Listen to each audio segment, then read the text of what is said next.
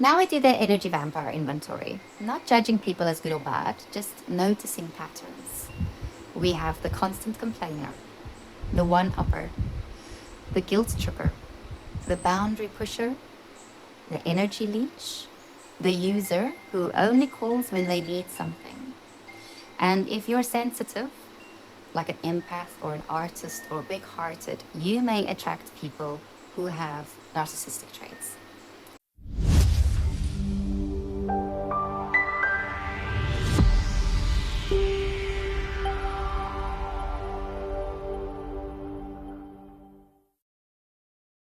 Hello, sisters. So I'm sitting on my balcony. I have my cup of coffee here, and we are at week 5 or module 5 of our goddess journey. We arrived at Durga. So these days I'm having my morning coffee black with a sprinkle of cinnamon, and I like to watch the jungle wake up. And I have to laugh at myself these days because 3 weeks ago I was basically living off leftover toast crusts and eating standing over the kitchen sink and mentally sprinting through the day. And today my morning routine is different. Coffee, lemon water, and then I don't eat until I actually feel hungry, usually around noon or midday. So I've naturally fallen back into intermittent fasting and keto on most days. And my body's like, oh yeah, I remember this. So that's my personal intentions of what I was going to do with my body. And it's been very good. It works well for my body, particularly. And Rod has even said to me, like, you look more focused lately and more clear. And I am. And I have a feeling that some of you are becoming or feeling that too as we step into this new phase of Durga. Month 2 is about sacred resilience, releasing boundaries and strength.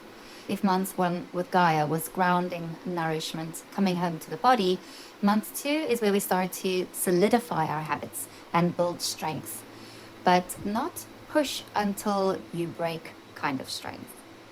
Sacred resilience is when we check in with our breath, we assess our energy, we stretch our comfort zone in service of our highest good, and we learn the skill of not pushing too far. And this month, we're also doing releasing work. We're releasing the friend who drains you, the thought pattern that keeps you small, the job that crushes your spirit. And yes, that can feel uncomfortable. So that's all normal, and that's part of the initiation. So meet Durga. Fierce love, not aggression.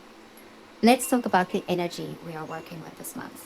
Durga is the warrior goddess, often shown riding a tiger or a lion, with multiple arms with weapons. But she's not about violence.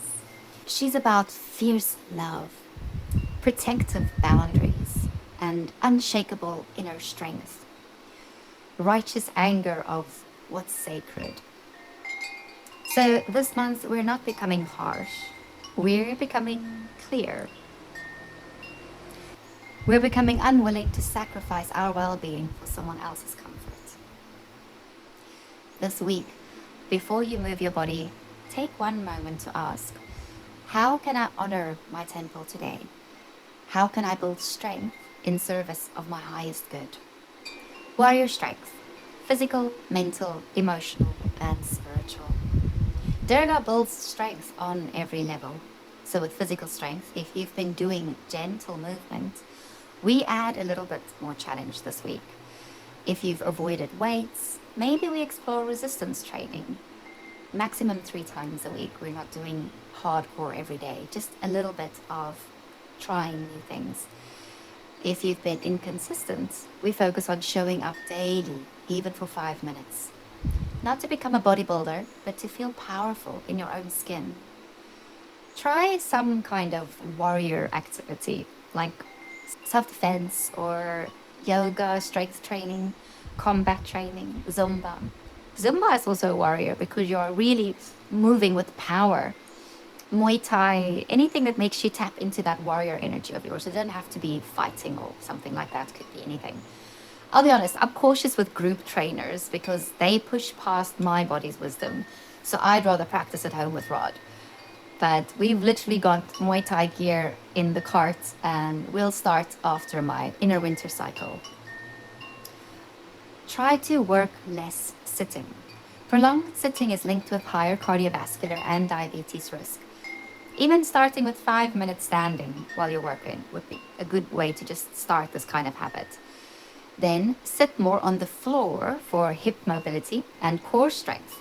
And then practice getting up from the floor without using your arms. This builds functional strength and longevity. Also, practice squatting. Start with just 30 seconds a day. And pelvic floor or Kegels while you're brushing teeth. So many women over 40 deal with pelvic floor dysfunction. Then also try some hip opening practices for meditation. So that will help you to get a stable cross-leg posture over time. And if you're doing loosening practices, lotus circles, cat-cow circles, expect emotional releases, sometimes like yawning or burping or even nausea. That can be the body releasing stored tension. This week we also talked a bit more about cycle wisdom. Keep aligning with your menstrual and moon cycles. Strength and recovery can vary through the cycle. So it's not ideal to start intense workouts during your inner winter.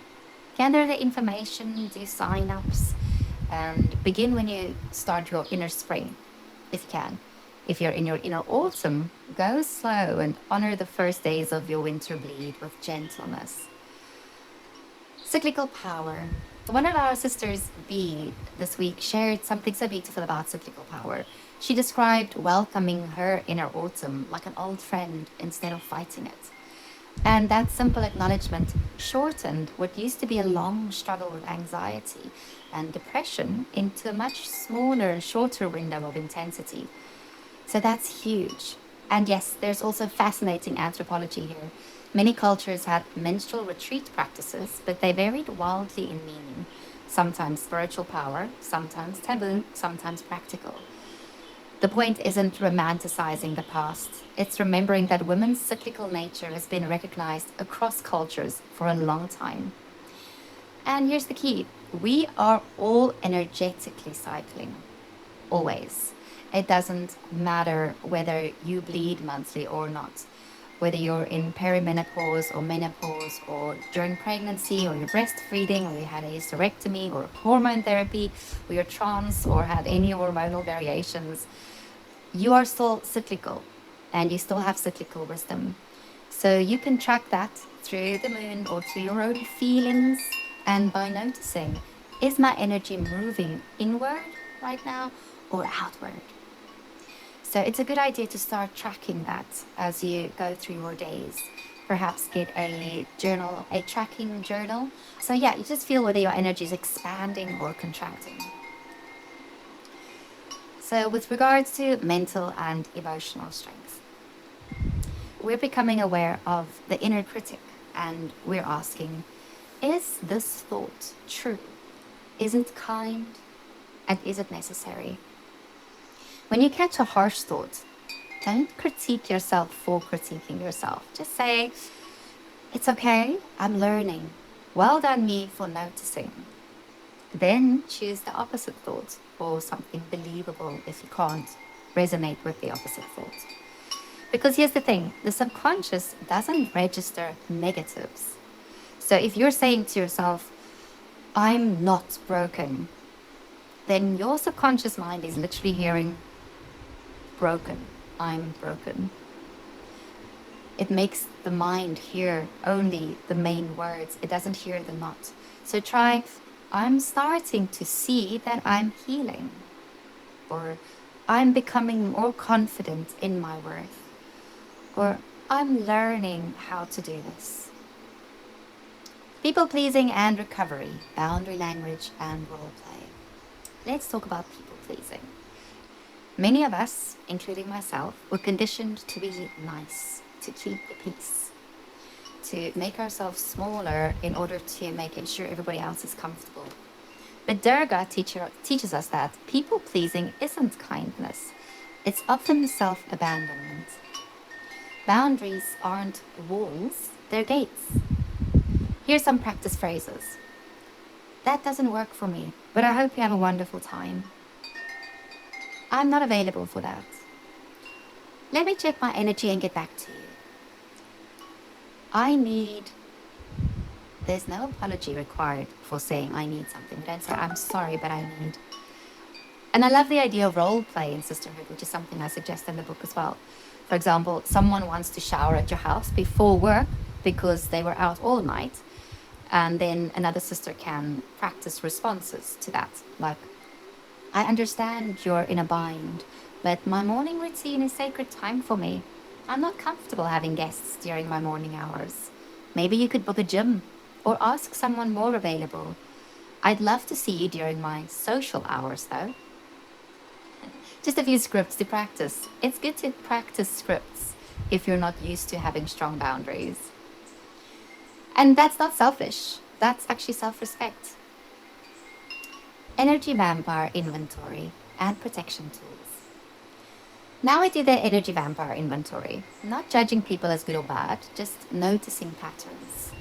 We have the constant complainer, the one-upper, the guilt tripper, the boundary pusher, the energy leech, the user who only calls when they need something.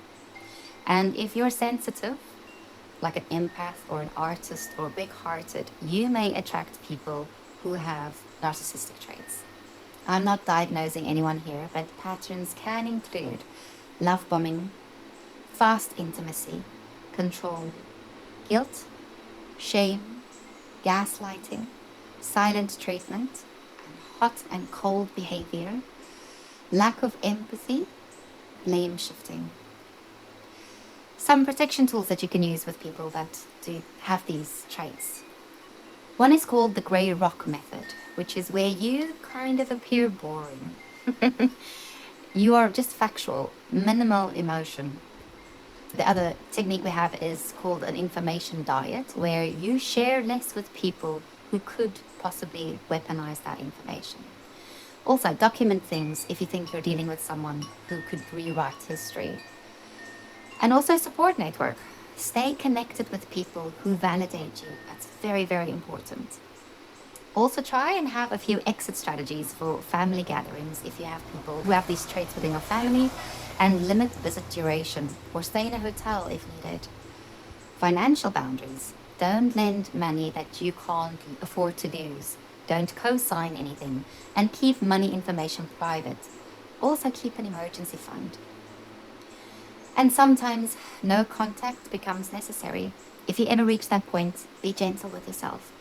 Guilt and grief are real, so get support if you need during this time. Also, a few habit changes. We're going to learn about the lesser of two evils, procrastination. We're going to do shadow work and talk about professional support. The lesser of two evils is where you choose a more sustainable progress over perfection, like a protein bar instead of skipping meals, or a 10-minute walk instead of nothing at all, or one boundary instead of overhauling your entire social life overnight. Procrastination is self-protection. Get curious about why you are procrastinating with some of the habits that you've been trying to put into play. Like, one of the questions you could ask is, what am I afraid will happen if I do this successfully? Then try to take tiny steps, use timers. Do it badly. Progress is better than perfection. Some shadow work we're starting with this week. Notice what triggers you in other people. For example, anger, people with ambition, other people's sexuality, other people's power, their selfishness. Often it points to parts of you that you cannot integrate fully into yourself. And if deep trauma does come up, please consider therapy, counseling, coaching, body work, energy healing, support groups. The strongest warriors call for backup. So this week we have a full moon ritual at the end of the week, but you can just look at the appendices for all the different moon phases and the ritual that goes with each goddess. And we will be creating a sacred warrior space as well as writing what you're releasing. We are declaring 3 to 5 specific boundaries that you're going to put into play this week. And we're going to cleanse and call your energy back. We're also going to invoke Durga in warrior pose And we're going to keep a stone as a reminder, something that you're committed to protecting. So this week you're learning about strength, and that it isn't about controlling others or becoming harsh. It's about protecting what's sacred within you. You're not becoming hard. You're becoming unshakable in your truth while staying open to real love. If you want to share anything in the comments, what's one boundary that you'd like to start practicing this week? Even if it's messy. Thank you, goddesses.